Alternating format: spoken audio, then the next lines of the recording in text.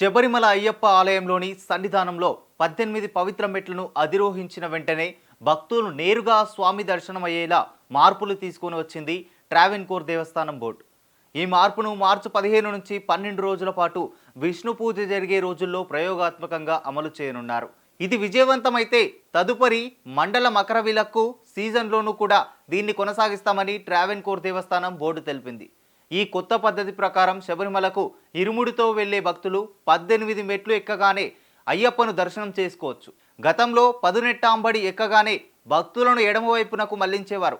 అక్కడి నుంచి ఆలయం చుట్టూ సుమారు 500 మీటర్ల దూరం ఉండే ఫ్లైఓవర్ బ్రిడ్జి మీదుగా సన్నిధానాన్ని చేరుకోవాల్సి వచ్చేది.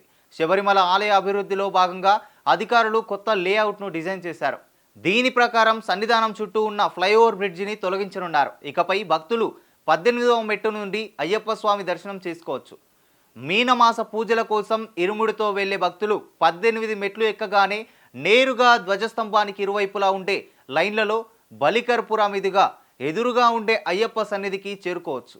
ఇకపై కనిక్క వంచి నుంచి వెళ్లేప్పుడు 30 సెకండ్ల నుంచి నిమిషం వరకు అయ్యప్పను దర్శించుకుంటూ ముందుకు సాగవచ్చు. కొత్త వ్యవస్థ ప్రకారం భక్తుల దర్శనానికి సంబంధించిన మార్గాలను వేరు చేయడమే కాకుండా భక్తులను ముందుకు పంపించడం కూడా సులువు అవుతుంది.